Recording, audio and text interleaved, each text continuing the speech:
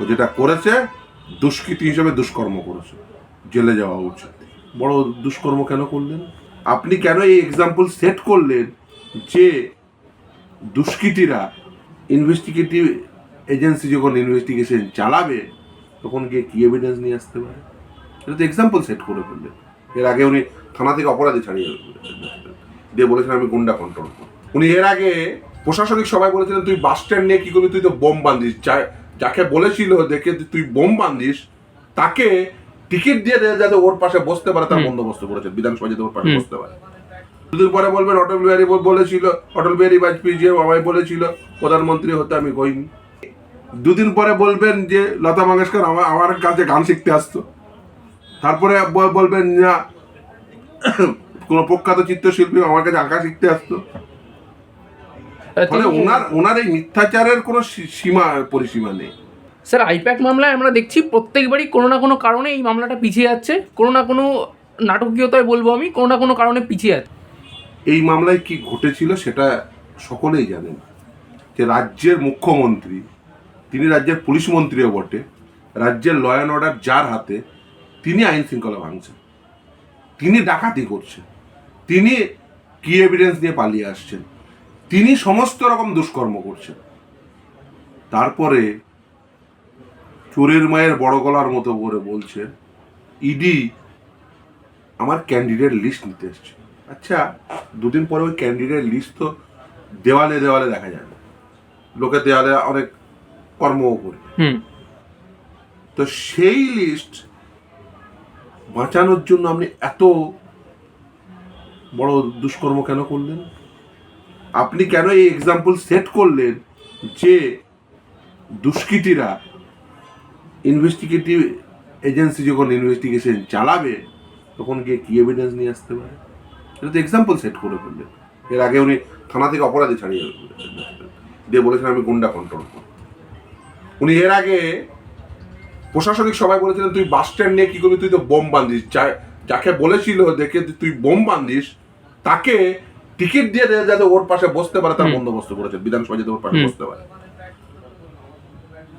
আবার তিনি আবার কি এভিডেন্স নিয়ে ইডি ইনভেস্টিগেশন চলাকালীন পালিয়ে আসছেন।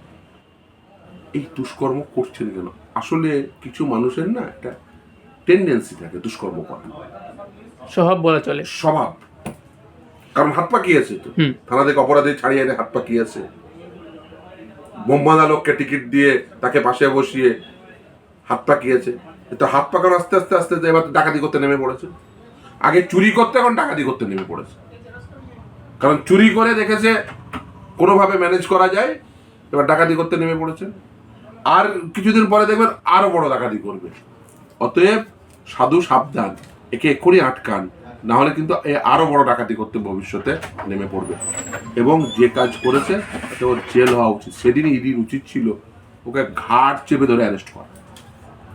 রাজ্যের মুখ্যমন্ত্রীর কোনো স্পেশাল প্রিভিলেজ নেই যে সে খুন করতে পারবে, সে মার্ডার করতে পারবে, সে ধর্ষণ করতে পারবে, সে কি এভিডেন্স দিয়ে ডাকাতি করতে পারবে, এরকম কোনো স্পেশাল তার প্রিভিলেজ নেই। রাজ্যের মুখ্যমন্ত্রী আর 5টা নাগরিকের মতোই, সে যদি অপরাধ করে তার বিরুদ্ধে ব্যবস্থা নেওয়া যায়। সে ডাকাতি করলে তার বিরুদ্ধে ডাকাতি সেকশন থাকবে, সে ফেস করবে। সে যদি খুন করে সে সেটা ফেস করবে। এটাই নাই, এটাই ভারতবর্ষের আইন। খুব পরিষ্কার, ভারতবর্ষের আইন প্রতিটি নাগরিকের জন্য সমান। কাউকে কোনো প্রিভিলেজ দেওয়া হয় এটা কিসের জন্য?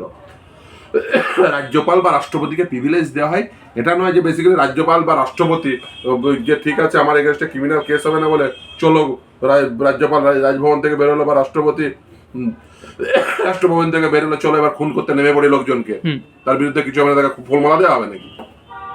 তার অফিস পরিচালনার জন্য যদি কোনো ক্রিমিনাল কেস হয় তাহলে সেটার বিরুদ্ধে অভিযোগ করা যাবে। কিন্তু তার অফিস পরিচালনার বাদ দিয়ে সন্ধ্যাবেলায় মনে হলো রাষ্ট্রপতি চলো এবার একটু আমার বিরুদ্ধে ক্রিমিনাল মামলা হলে চলো দিল্লির রাস্তায় বেরোইতে সবাইকে খুন করতে লাগি, বা রাজভবন থেকে রাজ্যপালরা বেরোতে চলো আমার বিরুদ্ধে তো ক্রিমিনাল প্রসিডিংস হবে না, চলো খুন করতে নেমে পড়ি বা ধর্ষণ করতে নেমে পড়ি।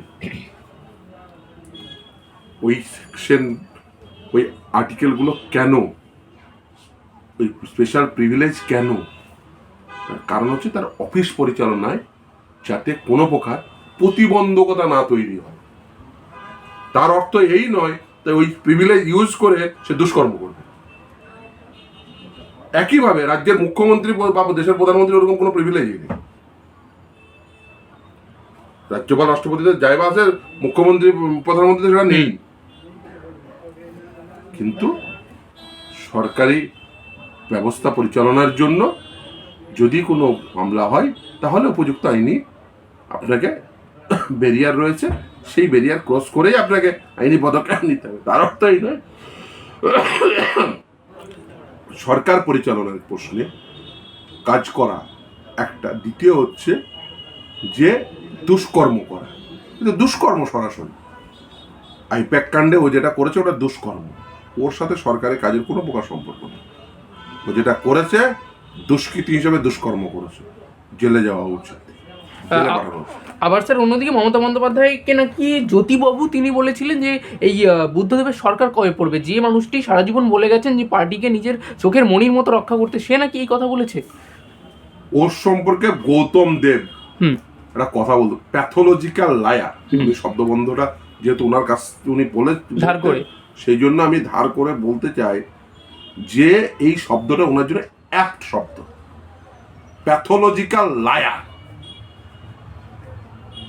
যে লোকটা সারা জীবন এই একটা কমিউনিস্ট পার্টির নেতা, আজীবন যে কমিউনিস্ট পার্টিকে সার্ভ করলো, যে মানুষটির প্রতি এত মানুষ শ্রদ্ধা করে, সেই মানুষটি বেঁচে নেই। আচ্ছা, এই প্রশ্নে দুজন মানুষ ইনভলভ ছিল, জ্যোতি বসু আর মমতা বন্দ্যোপাধ্যায়, একজন নেই। আজকে যদি এই কথা বলেন মমতা বন্দ্যোপাধ্যায়, এটা সত্য নাকি মিথ্যে যাচাই করার কোনো প্রকার স্কোপ আছে? নেই। কালকে তো দুদিন পরে মানে আর একটা মৃত্যু ব্যক্তি নিয়ে যা ইচ্ছা তাই বলে যাবেন। দুদিন পরে বলবেন অটল বিহারী বলেছিল, অটল বিহারী বাজপেয়ী যে আমায় বলেছিল প্রধানমন্ত্রী হতে, আমি কইনি। তিনি আজকে দুদিন পরে আর একটা মৃত ব্যক্তির আরেকজন আর একটা কথা বলে দেবে, প্রণব মুখোপাধ্যায় সম্পর্কে আর একটা কথা বলে দেবেন। তিনি অটল বিহারী বাজপেয়ীর সঙ্গে বলেছেন যে অটল বিহারী বাজপেয়ী আমার থেকেই সাজেশন নিয়ে এপিজে আব্দুল কালামকে রাষ্ট্রপতি করেছিলেন। এই তো বলে ফেলেছেন। ওনার বেশি দেখুন, উনি দুদিন পরে বলবেন যে লতা মঙ্গেশকর আমার কাছে গান শিখতে আসতো, তারপরে বলবেন না কোনো প্রখ্যাত চিত্রশিল্পী আমার কাছে আঁকা শিখতে আসতো। ফলে ওনার এই মিথ্যাচারের কোনো সীমা পরিসীমা নেই। তিনি বলেছেন যে বাম সরকার আমাকে বহুবার মারার চেষ্টা করেছে। আর দুদিন উনি যা ছবি আঁকেন, দুদিন পরে বলবেন যে চিন্তা নেই যে মকবুল ফিদা হোসেন আমার কাছে ছবি আঁকা শিখতে আসতো। সবই বলে দেবেন। যারা যারা মারা গেছে, মকবুল ফিদা হোসেন ওনার কাছে ছবি আঁকা শিখতে আসতো, লতা মঙ্গেশকর ওনার কাছে গান শিখতে আসতো, ওই অটল বিহারী বাজপেয়ী যে ওনার পরামর্শে এপিজে আব্দুল কালামকে রাষ্ট্রপতি করেছে। আর দুদিন পরে বলবেন জ্যোতি বসু লুকিয়ে আমার পার্টির মেম্বারশিপ নিয়েছিল। সবই বলে দেবেন। Pathological liar. তিনি আরো একটা মন্তব্য করেছেন যে বাম সরকার বহুবার আমার জীবন নেওয়ার চেষ্টা করেছে, হসপিটালে ভর্তি থাকাকালীন আমার প্রাণ নেওয়ার চেষ্টা করেছে। ওই ড্রামা করে তো সারা জীবন চালিয়ে দিল, ওই নাটকটা করে তো সারা জীবন চালিয়ে দিল। ও জানে যে আমার নাটক মঞ্চস্থ করতে হবে। ওই যে এই যে দেখেন না, নাট্যকার নিচ্ছে, অভিনেত্রী নিচ্ছে, অভিনেতা নিচ্ছে দলে। ও তো জানে যে পলিটিক্সটা সারা জীবন তো অভিনয় করে গেছে। ফলে ও অভিনয় কর্মীদের প্রতি ওর স্পেশাল অ্যাট্রাকশন থাকবে, কারণ নিজে অভিনয় করে। ও সারা জীবন অভিনয় করে চালিয়ে গেল। কখনো মৃত্যু ঘণ্টা বাজাতে গলায় শালটাল জড়িয়ে নিয়ে ও যা ইচ্ছা তাই করেছে, মানে অভিনয় করার জন্য। ভদ্রমহিলা, আমি ক্যামেরার সামনে বলছি না, উনার সেই সময়ে বিরোধী নেত্রী হিসেবে যে সমস্ত পুলিশ কর্মীরা দেখেছেন এবং যা দেখেছেন, তারা যা বলেন সে ক্যামেরার সামনে বলতে পারবো না। ধন্যবাদ স্যার।